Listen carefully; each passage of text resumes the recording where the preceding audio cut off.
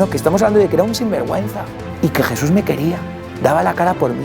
Entonces, claro, cambió totalmente todo. Y en la esperanza y en la súplica, Él actúa, se tira del cielo, baja por cada uno de nosotros.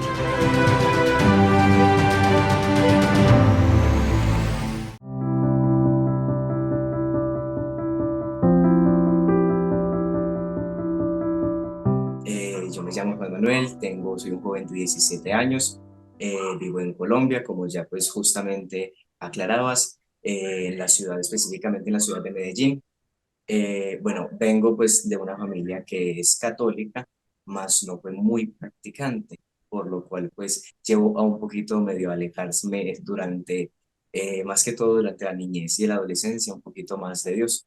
Sin embargo, pues la Santísima Virgen María siempre estuvo ahí para no dejar que yo me perdiera, para no dejar sencillamente que yo me fuera para otros caminos que no fueran los de Dios. Yo estudiaba en un colegio público, en un colegio pues los que llaman los colegios del gobierno, y eran colegios que, bueno, católicos no eran, colegios que pues no se enseñaba como una fe católica, ningún tipo de fe, y era algo muy particular porque en el colegio en el que yo estudiaba antes se enseñaban mucho que se llamaba como el tema del comunismo, allá se veía mucho el tema, como decía, socialismo, el ateísmo.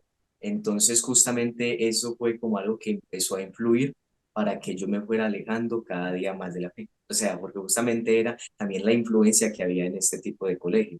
Yo por gracia de Dios recibí el bautismo cuando yo era pequeño, cuando tenía meses de haber nacido. Y por gracia de Dios, pues tuve esa gracia de haberme bautizado. Y también recibí la primera comunión, también en el tiempo preciso, gracias a Dios. Y bueno, por gracia de Dios, justamente ya que mis abuelas sí eran católicas, mis bisabuelas más que todo, sí eran católicas y ellas sí eran las que decían el bautismo, la primera comunión, una cosa y la otra. Entonces, por ejemplo, si se pasaba la fecha, pero es que cuando la va a hacer y así sucesivamente. Entonces fueron pues ellas quienes influyeron a que yo hiciera todo esto que son la iniciación cristiana. Por ejemplo, ¿qué pasaba? Que llegaba un punto como de la soberbia en el que, o sea, eso era demasiadamente soberbia que, por ejemplo, yo no soportaba ver una persona necesitada. O sea, si yo veía una persona necesitada en una calle, yo me cruzaba para la otra para no tener que pasar por el lado de ella. Sí, o por ejemplo, si por ejemplo una persona más necesitada saludaba a mi padre, yo incluso le preguntaba, pues, la gente, ¿por qué lo saludó a usted? Excesivamente. O sea, era un punto de soberbia que yo no aguantaba en ese tema y sentía, como se dice, como cierta discriminación, digámoslo así, por las personas más necesitadas. Que justamente eso influyó en todo este ambiente en el que yo vivía, lejos de Dios. Y también, como decías, de la etapa de rebeldía, como de grosería y así sucesivamente. La vida de San Francisco de Asís, que justamente están por ahí en los canales, en varios canales católicos, y es una película que representa como toda la vida de San Francisco. Entonces, justamente era una persona bien soberbia viendo la película de la persona más humilde que ha existido después de Cristo. O sea, es una cosa muy impresionante. Y prácticamente fue como si San Francisco de Asís hubiera metido, no sé, tres bofeteadas y, mejor dicho, se centra en lo que es. Y fue prácticamente donde empieza ese proceso de conversión, que es justamente por medio de una película de San Francisco de Asís. Que entonces yo empiezo, bueno, tenemos que ser humildes, una cosa, y así sucesivamente. Esto de las redes sociales, justamente yo conocí a varias personas que justamente eran de fe. Entre esas personas fueron como medio conduciéndome, justamente. ¿Qué pasaba? Por ejemplo, yo veía mucho, yo buscaba mucho en internet, por ejemplo, no sé, documentales o algunas cosas para empezar a aprender el tema de la fe. Por ejemplo, cuando yo le tomé amor a la Eucaristía, por medio de lo que se conoce como los milagros eucarísticos, y así sucesivamente, como por todos esos videos que me iban conduciendo como a encontrar la verdad y aprender de la fe.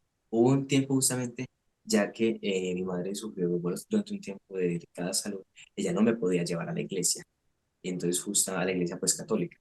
Entonces unas tías justamente me empezaron a hallar como una iglesia evangélica,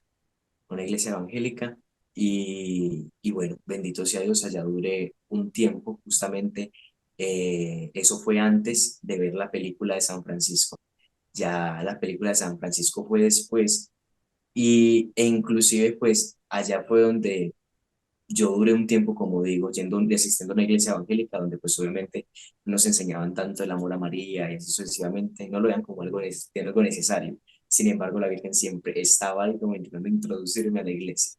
Bueno, ¿Qué pasa? Entonces yo empiezo a asistir todos los sábados, que ya justamente pues era en la noche, que ya era la misa de domingo, justamente empiezo a asistir cada sábado a la parroquia cercana a mi casa. Entonces yo empiezo a ayudarle al sacerdote que había en ese momento.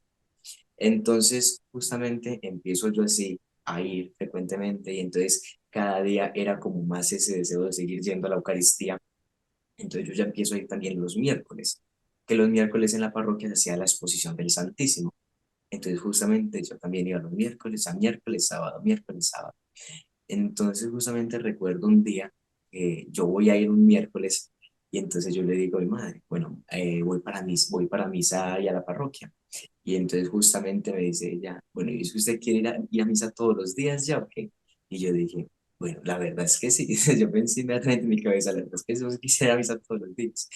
Y ya a partir de los 15 años, que yo ya tengo un encuentro más real con el tema ya de la advocación de Nuestra Señora, la Reina de la Paz de Medjugorje, yo ya empiezo a asistir a misa a diario, o sea, ya era misa todos los días. Y desde ahí, por gracia de Dios, vengo asistiendo a misa todos los días. Antes de yo conocer a la Virgen de Medjugorje, justamente, yo hacía todo con la advocación de la Virgen de Fátima. Yo me mantenía, y hay una frase de Juan Pablo II que yo digo que justamente es como una frase profética prácticamente que inclusive se cumple en mí, que dice que lo que la Virgen empezó en Fátima, lo está terminando en Medjugorje. Y así empezó lo mío. Todo empezó con la vocación de Nuestra Señora de Fátima y todo está terminando con la vocación de la Virgen de Medjugorje. Y entonces, pero antes de conocer a la Virgen de Medjugorje, yo estaba entonces, como te digo, con la Virgen de Fátima y yo decido consagrarme a Jesús por María. Una tía mía, justamente llamada Idolia, ella me empieza a mandar una consagración. Entonces ella me dice, ¿usted por qué no se consagra a Jesús por María? Ella es consagrada.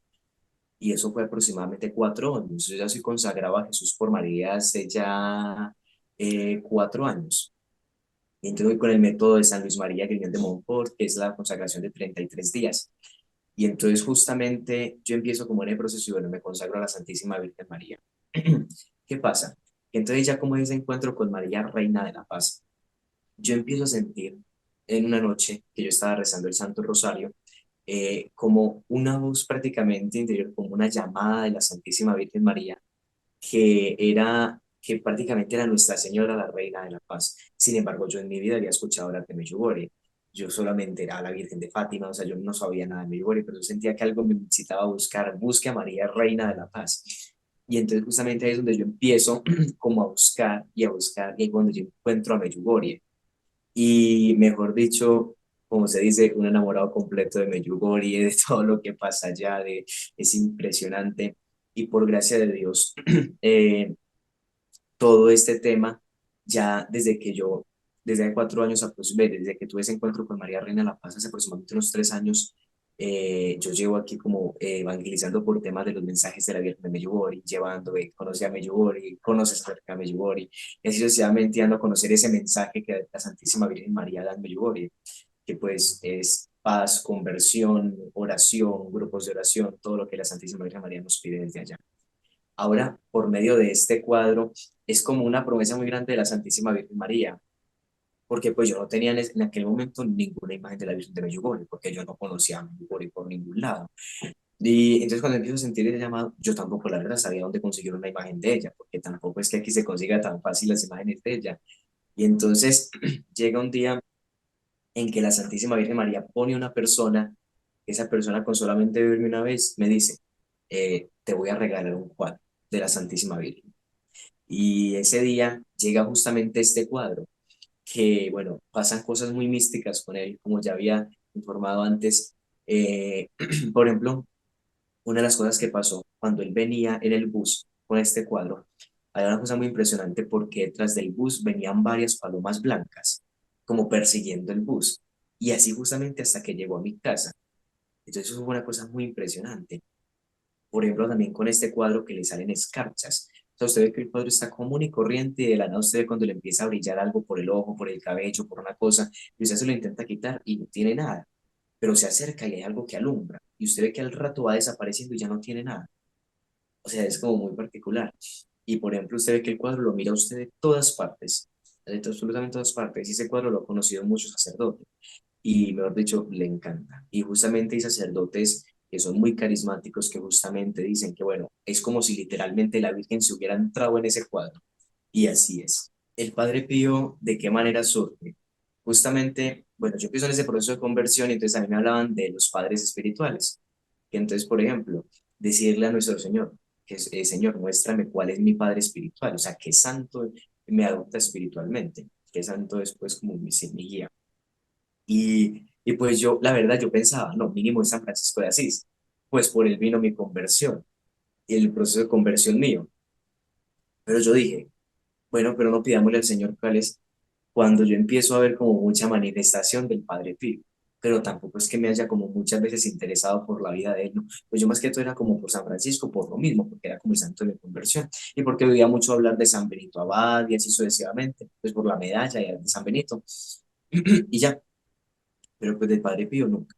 Cuando entonces yo empiezo a ver como señales del Padre Pío, como manifestaciones de él. Por ejemplo, un día me pasa que estaba en una parroquia y de la nada se me acerca un muchacho y me dice, hey, yo creo que usted y yo tenemos un santo parecido, un santo amigo parecido, o sea, es el mismo. Y entonces él saca y me entrega una estampa del Padre Pío. Y yo dije, bueno, ¿y él cómo sabía? Y yo en ese momento estaba en las dudas si San Pío de Pietrelcina era mi padre espiritual o no. Y la, así era nada, sin yo conocerlo, no, nada así. Eh, pues yo lo veía él en misa, pero yo pues no, nunca hablé con él nada, sino que el de la nada se me acerca y me dice esto, listo. Entonces yo un día iba con una amiga y yo le iba diciendo que es de mucha oración. Entonces yo le digo a ella, yo siento que el Padre Pío es como si fuera mi padre espiritual, porque mire esta señal, una cosa. Y bueno, y está lo de la espiritualidad de los hijos del Padre Pío, que justamente es algo que él hizo en vida y que de hecho, pues después ya de su muerte, él siguió en su obra prácticamente con sus hijos espirituales. Cuando entonces llega un momento en que ella me dice, bueno, ¿y usted por qué sigue dudando que San Pío de Pietrelcina es su padre espiritual si ya se lo ha mostrado? Y entonces ella saca, me regala una estampita del Padre Pío. Bueno, entonces llega un momento en el que ya me entero yo por otro lado de algo. Y es que cuando yo era niño, mi madre sufrió mucho en el embarazo el tema de que posible aborto. Y entonces que eso siempre, que se tenía que voltear para un lado y así sucesivamente. Bueno, y entonces pasa algo muy particular porque bueno, yo la estampita la tenía en mi habitación. eh, Cuando de la nada, yo ya la estampa ya no la tengo, yo la regalé. Era el rostro de San Pío de Pietrelcina, así, justamente, así, como muy bonito. Y me acuerdo que justamente un día mi madre dice, bueno, ¿y usted dónde saca esa estampa? Y yo le dije, bueno, ¿por qué? Y ese es el Padre Pío. Bueno, entonces ahí me relatan una historia que pasó cuando antes de que yo naciera. Y entonces se ve que el Padre Pío me ha escogido como su hijo espiritual desde antes que yo nací. ¿Qué pasa? Entonces que justamente mi madre con todo eso posible así de aborto, de ser una, de haber sido un aborto natural, llega y me en un momento, justamente momentos antes de que yo me diera luz, pues días antes, llega y también había otro peligro de aborto. Entonces mi madre en el hospital, que es no, que se tiene que voltear para tal lado y así, bueno. Entonces ese día estaba con mi abuela y que pues tampoco ha sido de mucha oración. Mi abuela sí no ha sido de tanta oración tampoco. O sea, sí son católicos, pero no practicantes así como tal de ir a misa y así, bueno. Y mi madre estaba entonces ahí en la habitación y ellas no, pues menos que conocían al Padre Pío y así. Cuando entonces de la nada relatan las dos que entra un fraile, así de la nada. O sea, abre la sala de la habitación, la abre un fraile y entra. Entonces justamente le sube pues la vestimenta y mamá en el estómago, le tapa el estómago y empieza como a rezar y mamá siente que mientras que justamente el fraile como imponía las manos sobre el estómago, que justamente, o sea, ella sentía que se le movía todo, así. Y entonces justamente el fraile empieza a decir como que no se preocupe, que este niño va a nacer muy bien, que este niño va a hacer cosas en la iglesia y así. Y el fraile entonces ya para de orar sale de la habitación y entonces, o sea, Milatos quedan en shock. Y entonces mi abuela en ese momento apenas el fraile cierra la puerta, mi abuela sale. ¿Y qué pasa? Que apenas ella sale, ya no hay nadie. O sea, ella miraba y no había absolutamente nadie. Y entonces hablan con el hospital, obviamente, no, o sea, no había manera de que entrara un fraile, porque aparte Aquí las personas, por ejemplo, si una persona ya tiene un acompañante en el hospital, solamente puede tener una persona acompañante, y ya era mi abuela. Y para que entrara otra persona tenía que salir mi abuela, retirarse y que la otra persona entrara. Y ya, no había manera que entrara otra persona. Y en las cámaras de seguridad no se relató que hubiera entrado nadie. Sin embargo, entró un fraile.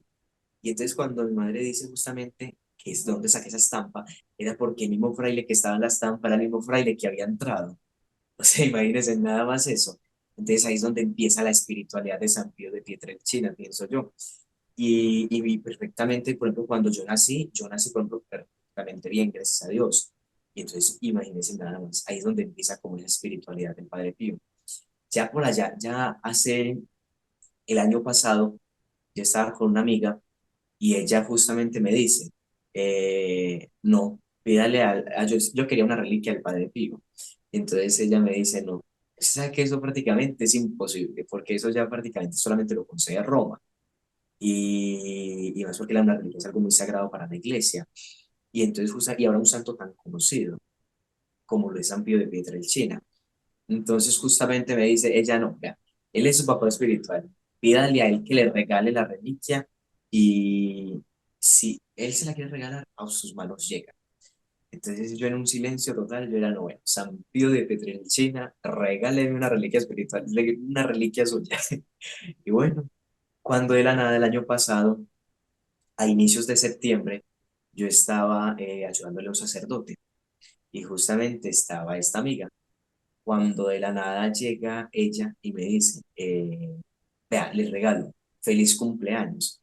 Y yo vi que era como un cuadrito del Padre Pío muy bonito. Y yo decía, ay, tan bello, pero como que iba a empezar la Eucaristía, yo lo subí rápido a la casa de la mamá, de ella.